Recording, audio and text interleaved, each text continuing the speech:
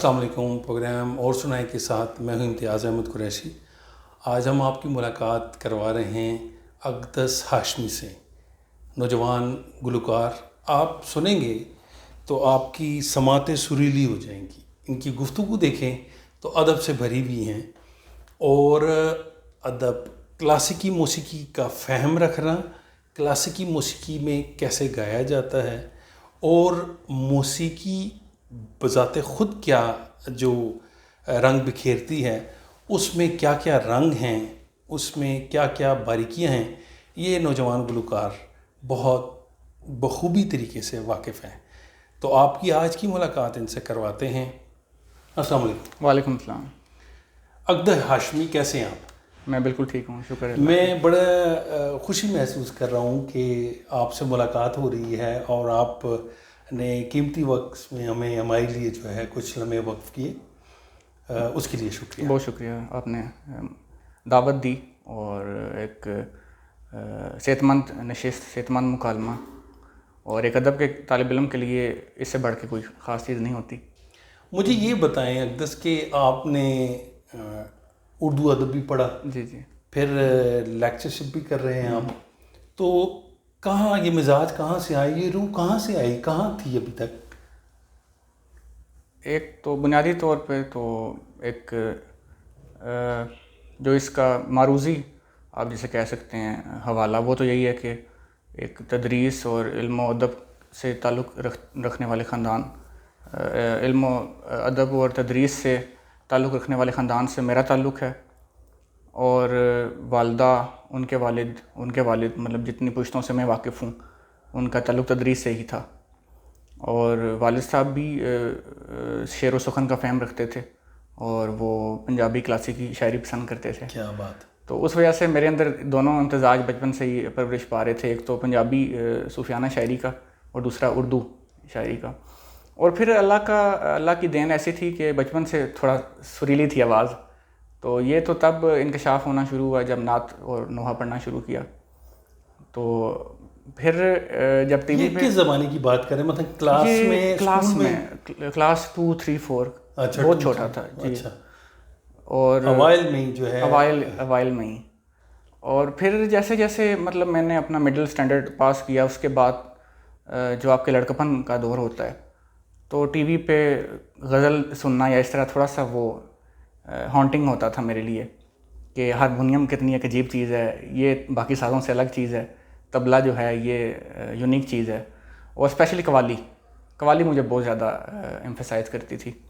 اور پھر بس یہ سفر آہستہ آہستہ چلتا گیا, اور اس سفر میں یہ جو ٹکراؤ ہے ان سازوں سے, یہ بھی ایک ڈرامائی انداز رکھتا ہے. تو پتہ نہیں بات لمبی نہ ہو جائے, لیکن میں آپ کو ایک واقعہ, چھوٹا سا واقعہ ہے, اب موسیقی کے سازوں سے اپنے جو متعارف ہونا ہے اس کے بارے میں بتاتا چلوں. میں نے جب میٹرک پاس کیا تو اس وقت تک میں صرف بس نعت وغیرہ ہی پڑھ رہا تھا, یا ہلکا پھلکا کوئی چیز گا لی ہے, اس طرح اپنے تک, خود تک محدود تھا. جب میں نے فرسٹ ایئر میں ایڈمیشن لیا تو میرے ساتھ ایک اور بھائی تھے, ان کا نام بابر تھا, وہ کرسچن تھے. ایک دن ایسا ہوا کہ ہمارا ایک پیریڈ فری تھا, تو اس پیریڈ میں میں وہ جو نصرت فتح علی خان صاحب کی حمد جو انہوں نے گائی, اللہ ہو اللہ ہو, میں یہ گانے لگ گیا ایسے ہی. تو بابر جو ٹیبل ہوتا ہے, ڈیسک ہوتا ہے, وہ بجانے لگ گیا, اور یہ 5 منٹ تک یہی صورتحال چلتی رہی. تو ہم دونوں نے بڑا انجوائے کیا, اور دیگر طلباء کرام جو ہمارے فیلوز تھے وہ بھی ساتھ تھے. میں نے بابر سے پوچھا, یہ آپ طبلہ بجاتے ہیں؟ کہتا ہے جی میں کرسچن ہوں, تو میں پرستش کا طبلہ بجاتا ہوں, ورشپ ٹبلسٹ ہوں. وہ مذہبی رسومات جو ہے, ریچولز وغیرہ, ان میں تو یہ کافی عام ہے. میں بڑا امپریس ہوا اس سے. پھر ہماری دوستی سٹارٹ ہو گئی. پھر میں بابر کے گھر گیا تو بابر کے گھر ہارمونیم بھی تھا اور طبلہ بھی تھا. یہ میری ویری فرسٹ انٹریکٹیو, یعنی قدرت نے جو ہے نا آپ کو اس ماحول میں بالآخر پہنچا دیا جہاں آپ کی پرورش ہونی تھی, آپ کے شوق کی, آپ کے اندر جو چھپی ہوئی روح ہے جو کہ موسیقی کی اپنی منزل کی تلاش میں تھی, تو بالآخر آپ وہاں پہنچ گئے. وہاں سے میرا باقاعدہ 2011 کی بات ہے یہ, اور آج 2021 ہے.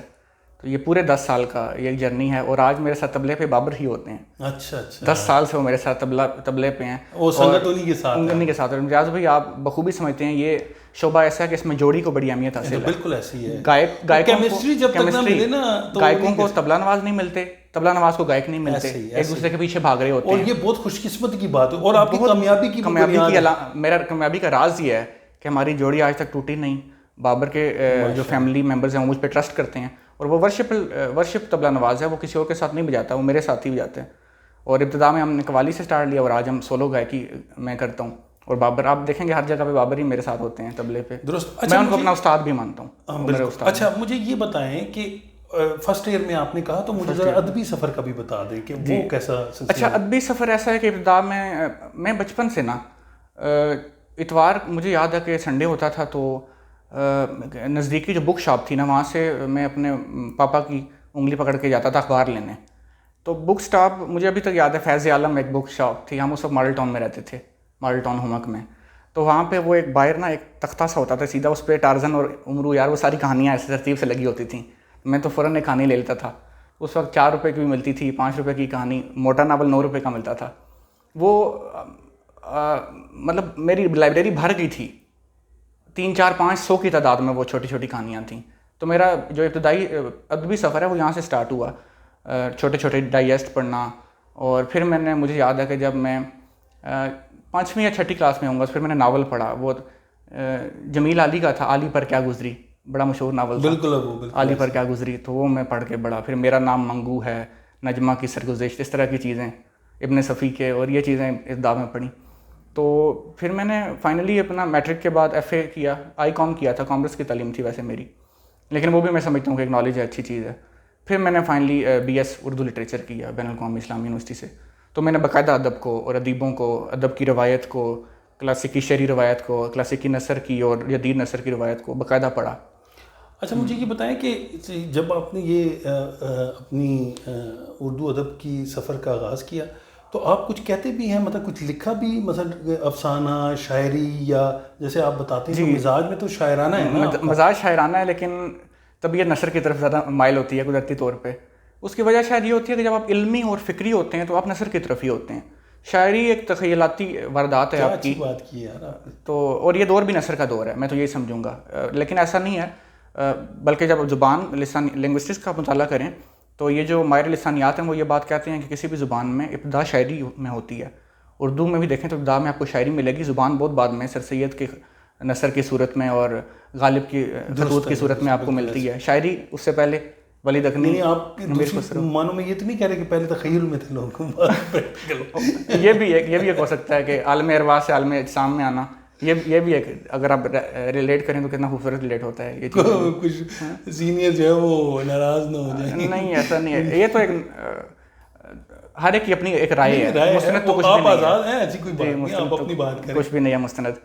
तो ऐसा है, तो मैं हल्के फुल्के फ़िक्री मज़ामीन कुछ मेरे हम सब पे भी मौजूद हैं, दुनिया पाकिस्तान पे, एक रोज़न वगैरह पे, मौसीकी पे कुछ लिखना, रुझानात पे लिखना, अफसाना कुछ लिखे हैं, और इंशाल्लाह जल्द ही तवक्को है कि कोई किताब भी मंजर यहाँ पे आ जाए अफसानों की। तो शेर बाज़ औक़ात वारिद होते हैं, तो अगर कोशिश हो तो उन पर कोई गज़ल कह देता हूँ, लेकिन तवज्जो थोड़ी ज़्यादा नसर की तरफ ही है। लेकिन ऐसा नहीं है कि शेर से लुत्फ़ अंदोज़ नहीं होता। अगर शेर से लुत्फ़ अंदोज़ ना होता तो नहीं अच्छी बात नहीं है, वो तो मैं वैसे देखिए ये कोई वो नहीं है, ये बाय बर्थ चीज़ें हैं ना कि आप नसर की तरफ है तो नसर की तरफ है, इसमें आपको कोई कमाल नहीं है। और ये बहुत अच्छी बात है कि अगर आपका रुझान, इंसान को वही काम करना चाहिए ना जिस तरफ उसका रुझान हो, जिसमें वो अपनी भरपूर सलाहियतों का इजहार भी कर सकता है। वरना आपको पता है हमारे यहाँ शायरों की बहुतात है, और फेसबुक पे देखिए कितना सिलसिला, लेकिन बेवजन शायरी करने से बेहतर नहीं है कि आप वजन में और एक भारी जो है आर्टिकल लिख लें, अफसाना लिख लें या नसर लिख लें। हाँ, और उससे मुकालमे का तासुर कायम होता है, वो फ़िक्री चीज़, माशरे में फ़िक्र को प्रमोशन हासिल होती है। जबकि शेर अपने अंदर कई परतें रखता है, उसको समझना और उसको करना वो एक अलग शोबा है। हाँ, ये एक बहुत बड़ी बहस भी है कि देखें आप जितनी बड़ी भी शायरी कर लें, लेकिन उसकी तफहीम आपको फिर नसर में करनी है, तो फिर तो इस किस्म ये तो कोई ऐसा है नहीं ना आपको कोई फोर्स करता है कि आप करें ही शायरी, या ये कोई फोर्स कर रहा है कि नहीं आपने लिखनी ही नसर है। ये तो आपके अपने मिजाज के ऊपर है। आप देखें ना, शायर हैं वो अफसाना भी लिखते हैं, वो नज़म भी कहते हैं, वो गज़ल भी कहते हैं, नात भी कहते हैं, हम भी कहते हैं। तो ये तो कोई पाबंदी नहीं है। लेकिन चूंकि आपके पास एक ये रब करीम ने आपके ऊपर एक खास रहमत की। मुझे ये बताएं परफॉर्मेंस पहले कैसे शुरू हुई? वो तो आपने बता दी कि वो तो थी ना, नेट प्रैक्टिस थी, आपका एक इंकिशाफ था आपकी ज़ात का, आपकी टैलेंट का। लेकिन फिर मंजर आम पे कैसे आए? میں نے راولپنڈی آرٹس کونسل میں کسی نے مجھے بتایا کہ آپ وہاں پہ جائیں کچھ ایڈمیشن لے لیں، تو میں نے وہاں پہ ہارمونیم کی کلاس میں نا 6 ماہ کے ڈپلومہ کا ایڈمیشن لے لیا. ایسا نہیں ہے کہ اس سے پہلے میں بجاتا نہیں تھا، لیکن ایسا ہے کہ جب آپ کچھ ہوتے ہیں نا تو کائنات بھی آپ کو کچھ بنانے میں لگ جاتی ہے، لیکن جب آپ زیرو ہوتے ہیں نا تو پھر اس عمل کو بڑا دیر لگ جاتی ہے. تو یہاں سے اگر میں آج کچھ ہوں تو یہاں سے اندازہ لگایا جا سکتا ہے کہ اس کو کافی وقت ہو گیا ہوگا اس کام کو. میں جب وہاں پہ گیا تو میں ہلکا پھلکا بجا رہا تھا، تو آپ یہ کہیں سمجھیں کہ مجھے وہاں پہ پالش ہوا میرا فن. تو آرٹس کونسل کا منچ ہی پہلا منچ تھا جہاں پہ مجھے باقاعدہ پرفارمنسز دینے کا موقع ملا. اور آرٹس کونسل کا اسٹیج بلا شبہ بہت بڑا اسٹیج ہے، اور پورے پاکستان سے آرٹسٹ وہاں پہ آنا فخر سمجھتے ہیں اپنے لیے. تو بے تحاشا، یعنی اب تو انگلیوں پہ گنا بھی نہیں جا سکتا کہ میں نے کتنے زیادہ پرفارمنسز دیں. اور یہ اعزاز بھی حاصل ہے کہ بڑی شخصیات کے ساتھ جب نائٹ ہوتی تھی، جس طرح منی بیگم کے ساتھ ہو گئی، تو منی بیگم سے پہلے میری غزل ہوتی تھی. اور مجھے یہ اعزاز بھی حاصل ہے کہ میں نے منی بیگم کے ہارمونیم پہ گایا ہوا ہے. ان کا ہارمونیم وہاں پہ تھا اور فوراً سے کوئی ارینجمنٹ نہیں ہو سکی، حال دو کہ میرا ہارمونیم بھی گاڑی میں موجود تھا، لیکن انہوں نے استاد جی ان کا آپ شروع کریں، تو میں نے ان کے ہارمونیم پہ شروع کیا. پھر مجھے یہ بھی اندازہ ہوا کہ بڑے لوگوں کے ہارمونیم بھی بڑے ہوتے ہیں. تبھی میں نے پھر کچھ عرصہ پہلے یہ بڑی محنت سے اور بڑی رقم جوڑ کے، یہ ظاہر بڑا کاسٹلی ہے یہ، انڈیا سے پھر یہ منگوایا ہے. اور تشفی ہوتی ہے. نہیں بالکل ایسی. دیکھیے وہ آپ کا انسٹرومنٹ جو ہے نا، وہ جب تک آپ کے مزاج کے مطابق نہ ہو اور آپ اس پہ سیٹسفائی نہیں، آپ کا کانفیڈنس نہیں آتا تو کچھ پھر ہو جائے. جی بالکل. ویسے تو شاعری کی روایت میں ہماری جو جدید شاعری ہے، کئی شاعروں کو گایا گیا، ناصر کاظمی کو، پروین شاکر کو، احمد فراز کو. فراز صاحب کو گایا گیا، ان کی غزلوں میں غنائیت زیادہ ہے اور معنی کی پرتیں بھی ہیں. فراز صاحب کی ایک غزل ہے، اس کی ایک نیو کمپوزیشن ہے، خرم لطیفی صاحب نے کی ہے، وہ میں سناتا ہوں.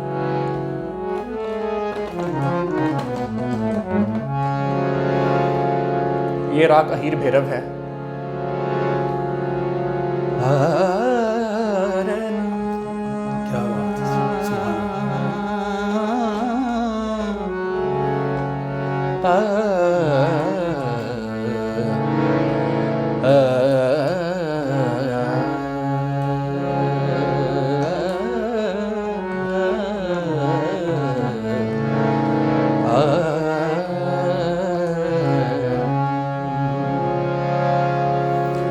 یہ کیا کہ سب سے بیاں دل کی حالتیں کرنی،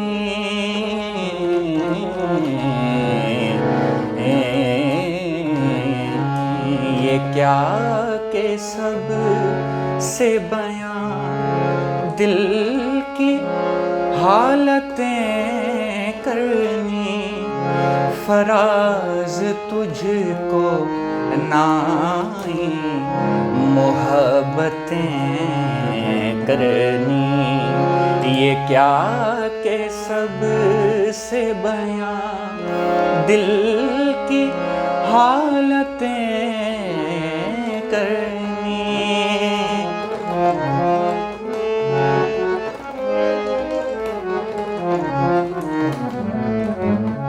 اور کیا خوبصورت شعر ہے. ملیں جب ان سے تو مبہم سی گفتگو کرنا، ملیں جب ان سے تو مبہم سی گفتگو کرنا، ملیں جب ان سے تو مبہم سی گفتگو کرنا، پھر اپنے آپ سے 100 وضاحتیں کرنی. یہ کیا کہ سب سے بیاں دل کی حالتیں کرنی.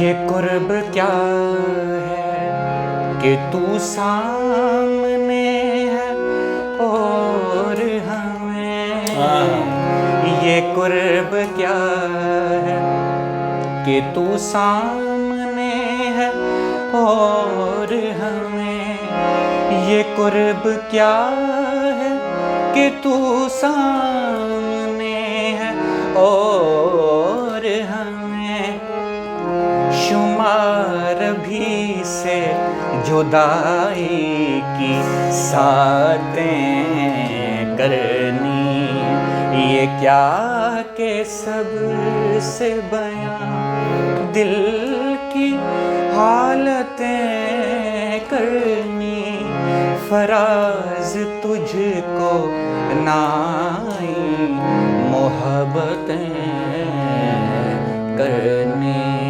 یہ کیا کہ سب سے بیاں دل کی حالتیں کرنی۔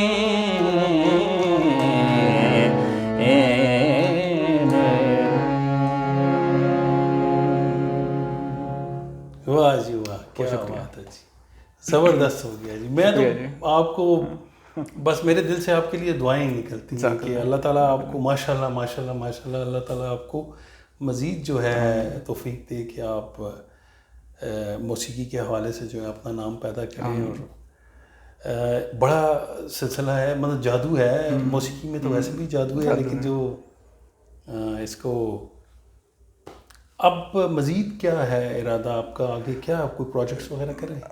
بہت اچھا خوبصورت سوال، پسند اس وجہ سے بھی آیا کہ ایسا ہے، لیکن ہمارے ہاں یہ جو چھاپ لگ جاتی ہے نا کسی بندے پہ، یہ بہت اس کو محدود کر دیتی ہے، لیکن لوگ چھاپ لگوانا بھی پسند کرتے ہیں، لیکن میں کوئی چھاپ لگوانا پسند نہیں کرتا۔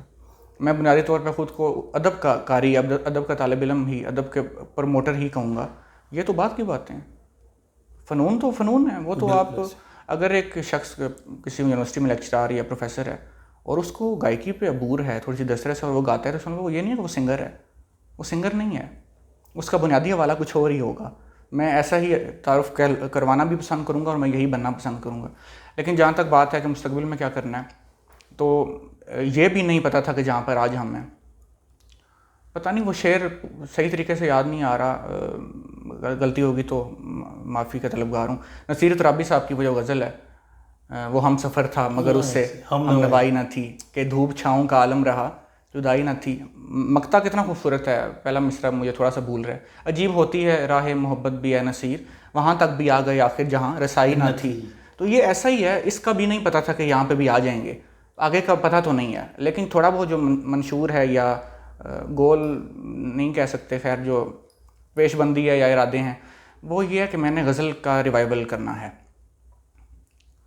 ہمیں کلچر نے، وہ قومیں عظیم ہوتی ہیں کہ جن کا ماضی ہوتا ہے، ہمارا ماضی تھا، اگر اس کو مٹایا جا رہا ہے، دھندلا کیا جا رہا ہے، تو یہ قابل غور بات ہے، قابل فکر بات ہے۔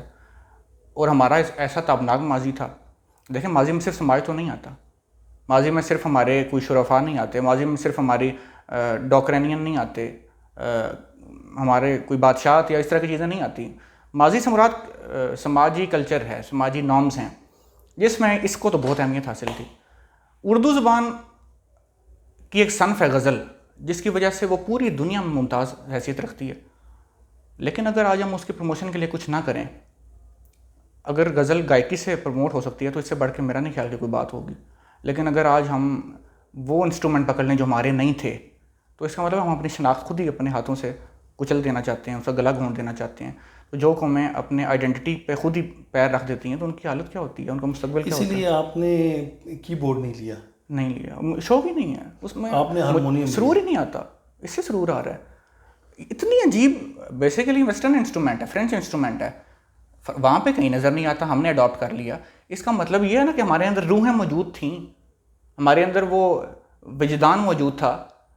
یہ اتنی عجیب چیز ہے، آپ یہ سمجھیں کہ یہ سانس لیتا ہے، جتنا نازک آپ موسیقی میں ہو سکتے ہیں نا، اتنی نازکی آپ اس پہ دکھانی پڑے گی آپ کو۔ جبکہ کی بورڈ ہے، اس کی جو تار لگی ہوئی ہے بجلی کے ساتھ، وہ یہ والا سر بھی ویسے بجائے گا، یہ بھی ویسے بجائے گا، یہ سر ایسے بجائے گا جو آپ کے جتنا اندر آپ صفائی کر سکتے ہیں نا، وہ صفائی یہاں پہ نظر آئے گی۔ یہ کتنی پیورٹی ہے، کتنی پیورٹی ہے یہ، تو یہ باتیں سمجھنے کی ضرورت ہے۔ میرا ارادہ یہی ہے کہ میں کوئی ایسی تنظیم بناؤں یا اپنے عمل سے یہ شو کروں کہ میرا رجحان اپنی شاعری کی طرف ہے, اپنے کلچر کی طرف ہے, اور اپنے رواجوں کی طرف ہے, جن میں تمام چیزیں آ جاتی ہیں. موسیقی تو پھر ہے.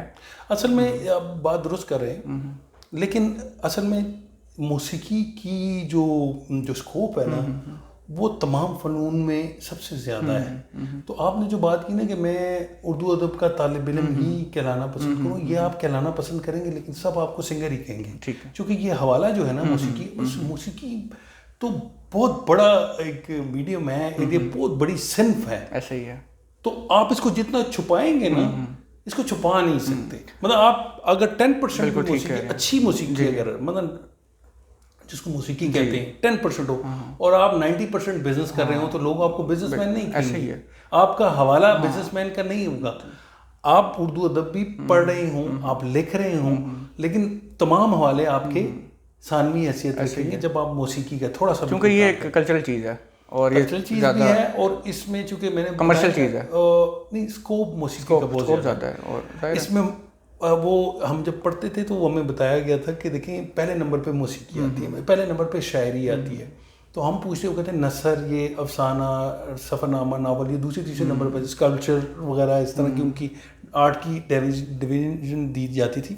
تو ہم کہتے تھے کہ سر شعر کی کیا ہے اور موسیقی, وہ کہتے تھے یار موسیقی اس وجہ سے پہلے نمبر پہ آتی ہے کہ آپ کا آؤٹ پٹ کم ہے, ان پٹ کم ہے اور آؤٹ پٹ بہت زیادہ ہے.